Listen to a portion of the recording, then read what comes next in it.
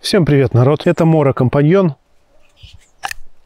Вот такой ножичек. Ну, как известно, Mora — это довольно качественные ножи, которые, наверное, обрели такую большую популярность из-за своей цены. Это очень недорогие бюджетные ножи, притом качественные. У них много моделей. Есть, конечно, модели более дорогого сегмента там. Вот. Но в основном Mora — это недорогие, качественные ножи. Кто знает вот из таких фирменных ножей недорогих Opinel.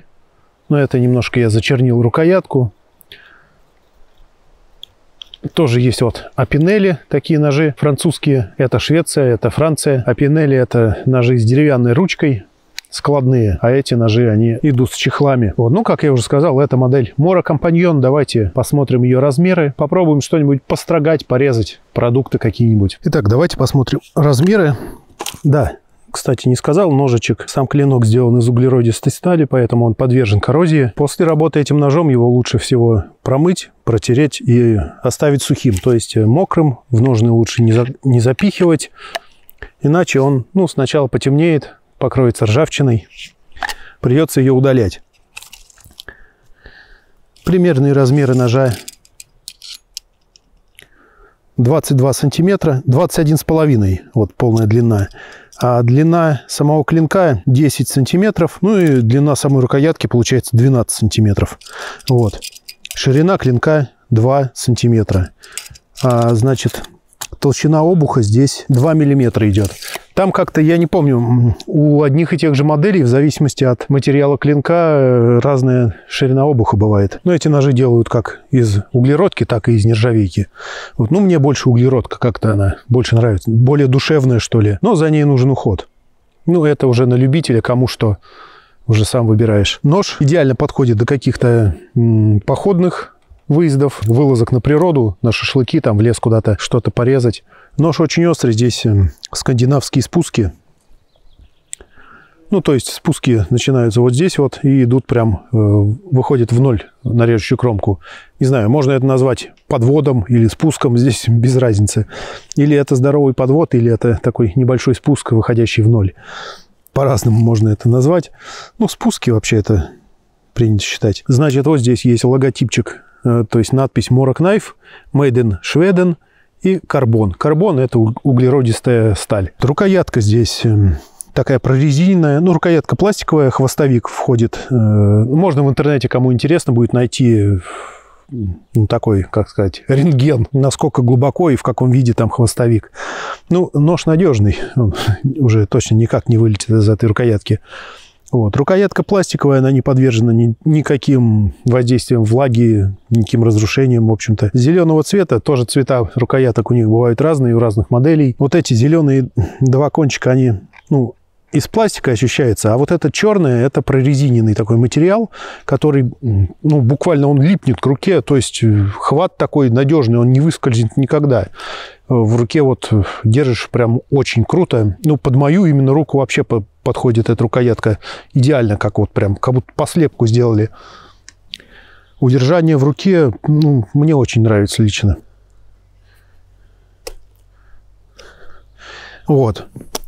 Так, давайте посмотрим чехольчик. Ну, вот так вот здесь выглядит такая наклеечка. Вот такие ножны. Ножны пластиковые. Снизу есть отверстие для слива воды, если попадет сюда, там, допустим, попали под дождь там, или еще что-то. Вот. Крепление вот такое.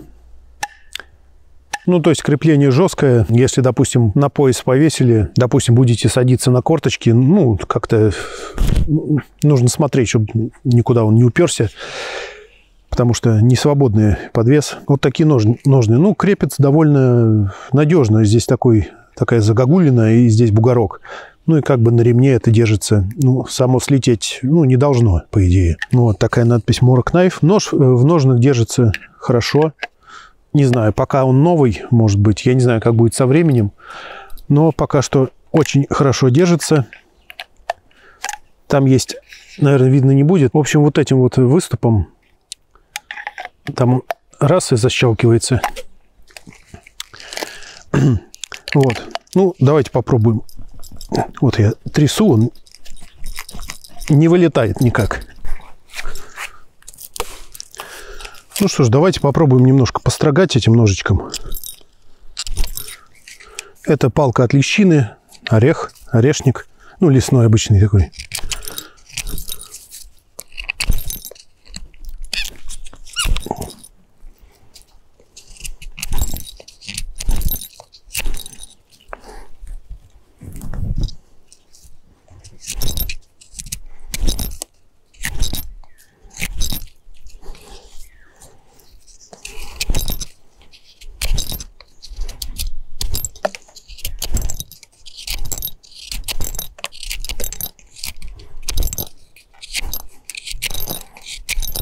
Ну, отлично, нож строгает. Скандинавские спуски, выходящие в ноль. Стружка просто как по маслу идет. Очень приятно строгать.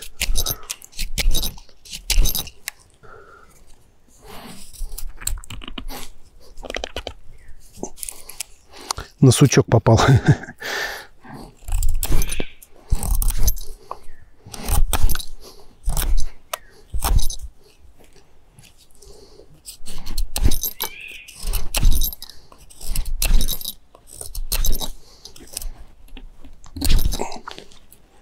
Ну, когда на сучок попадаешь, уже его сложно перерезать.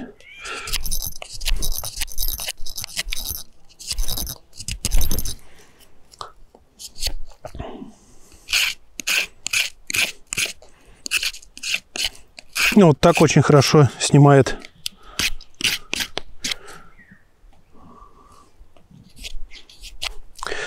Так. Да, кстати, не сказал, обух здесь не обработанный. Я не знаю, будет видно или нет. Видно такие наплывы, как заусенец при заточке. Отсюда туда наплыв, оттуда сюда наплыв такой. А посередине как бы канавка такая. Сейчас попробуем, как это будет работать по огниву. Мне кажется, не будет работать, потому что он, ну, гладенький такой обух. Давайте попробуем вот так поскрести. Ну, даже скребет он плохо, потому что гладенький такой, вот прям скользит. По огниву он не будет работать. Ну, можно, кстати, напильничком взять и, ну, сантиметр вот здесь вот взять и заточить. Как бы, ну, сравнять. Если кому нужно, чтобы по огниву работало. Вот, ладно, что-то я застрогался. Вот есть у меня огниво такое с Алиэкспресса. Ну, давайте попробуем. Не, он вообще скользит. Обух не для этого. Не получится. Вот, например, возьмем этот Опинель. Сразу искра выходит. Вот.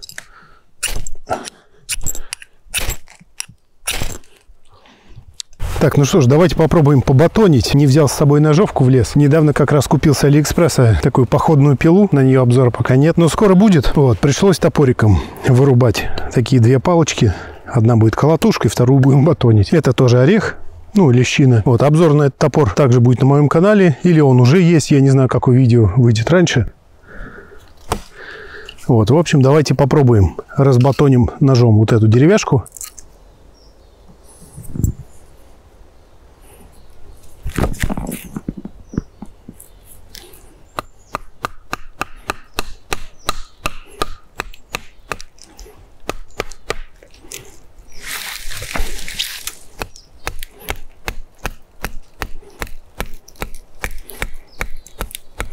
Ну как, пошло? Хорошо пошло.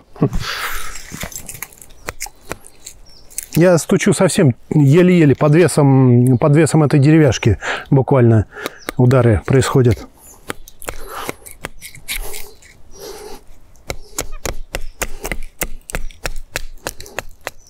Ну все. В общем-то все. Разбатонили деревяшечку. Ну, в принципе, на более толстой деревяшке этого ножа и не хватит. Тут буквально вот лезвие, ну, чуть потолще, может быть. Но уже будет неудобно. Так, каких-то щепочек для костра наделать вполне можно.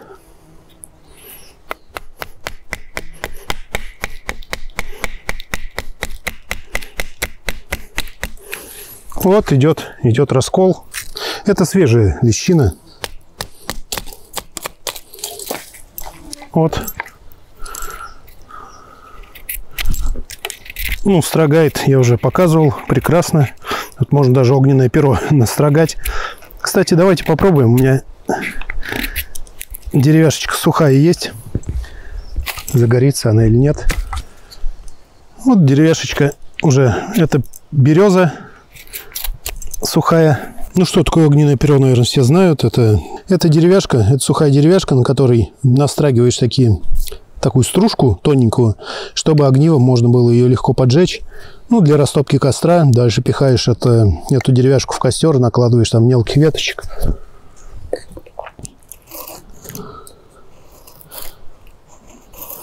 Ну, этот нож шикарно это делает просто. О, это вообще одно удовольствие, как рубанок. Такую стружку делает. Прям как будто масло режешь вот.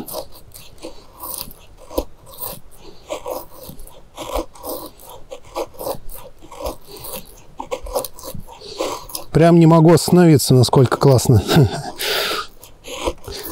Вот. Ну, в общем, огненное перо это что-то вот типа этого. Так. Дальше берется огниво. И возьму вот этот опинель, так как обух этого ножа по огниву не работает. Его нужно для этого дорабатывать.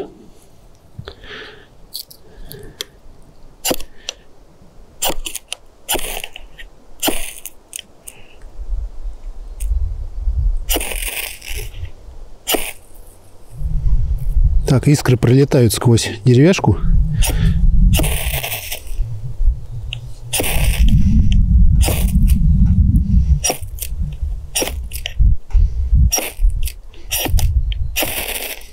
Вот чуть-чуть уже дымится. Искры мимо улетают.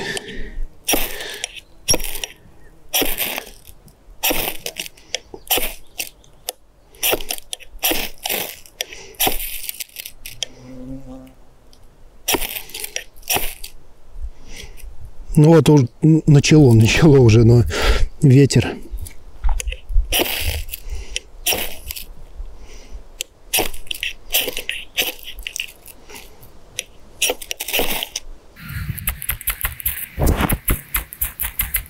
Во, пошло.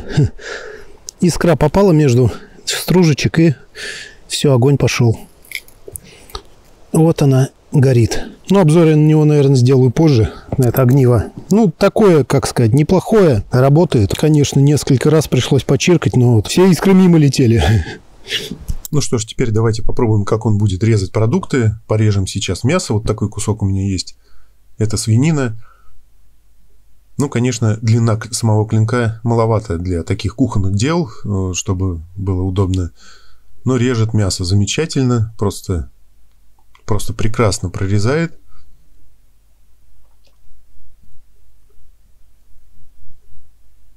Ну, возможно, где-то в походе таким ножом можно будет приготовить себе еду. Но, конечно, кухонный нож большой, полноразмерный, намного в этом деле будет удобней. Ну, тут главное качество реза. Режет замечательно. Вот. Так, ну теперь давайте попробуем порежем луковицу. Вот такая у меня небольшая луковица есть. Так, ну режет. Но он, знаете, он разламывает ее, наверное, так сказать, будет правильнее. Сам рез хороший, острый, но он как клин входит, вот прям ощущается, что он ее разламывает, раздвигает вот кусочки. Немного такой упругий вход в продукт, скажем так. Вот сравним с обычным кухонным ножом. Намного легче он режет, намного удобней. Не разламывает. В принципе, мне кажется, по толщине они с виду одинаковые даже, но здесь, наверное... Здесь все-таки в кухонном ноже в этом спуски другие. Они повыше начинаются. Да и мне кажется, все же от обуха начинают идти спуски в этом кухонном ноже. Ну, прям разница очень сильно заметна. Он прям...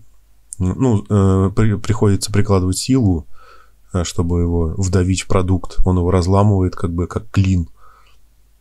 Вот обычный кухонный нож намного удобней режет продукт. Вот мясо, оно мягкое, его замечательно режет. Вот что-то потверже, вроде лука. Давайте сейчас попробуем порезать морковку. Так, пробуем резать морковь. Ну, здесь дела еще хуже. Морковь очень твердая. Он вообще еле-еле в нее входит. Приходится ее очень сильно руками удерживать. Вообще не входит в морковь. Да, для продуктов, конечно, нож плох. Если вот строгает он замечательно, деревяшки там все в лесу, то вот порезать продукты это очень проблематично таким ножом из-за конструкции лезвия. То есть спуски, если бы спуски шли от обуха, он бы входил в продукт прекрасно. Да, он прям, ну, как клин вот забивают, знаете, клин забивает, и он раскалывает. Дрова, допустим, когда колят. Вот так же и здесь. Он не врезается, а его втыкаешь туда с силой. Ну, попробуем порезать вот соломкой. Но он со скрипом прям туда, вот когда я резал цельную морковь, он входит со скрипом, ее разламывает прям с хрустом. Не то, что не режет, а вот. Ну, в общем, все с этим ножом понятно. Ну что ж. Вот такой нож у нас сегодня был на обзоре. Это Mora Companion. Нож для леса очень хорош, но по продуктам он работает очень плохо. По твердым продуктам. Мясо режет хорошо. Строгает деревяшки тоже очень хорошо. Нож очень острый, благодаря своим скандинавским спускам. Но благодаря этим же спускам он очень плохо режет продукты, вроде моркови, картошки, лука. Он разламывает их. По дереву делает очень мелкую стружку. Очень хорошо и мягко. Ну, на этом все. Всем спасибо за просмотр. Подписывайтесь на канал. Также мой канал есть на Яндекс.Дзене, на Рутубе. Есть группа ВКонтакте, куда я делаю репосты и выкладываю дополнительные фотографии. Неизвестно, что дальше будет с Ютубом, поэтому обязательно подписывайтесь, чтобы не потеряться. Всем спасибо за просмотр. Оставайтесь на канале. Все ссылки в описании.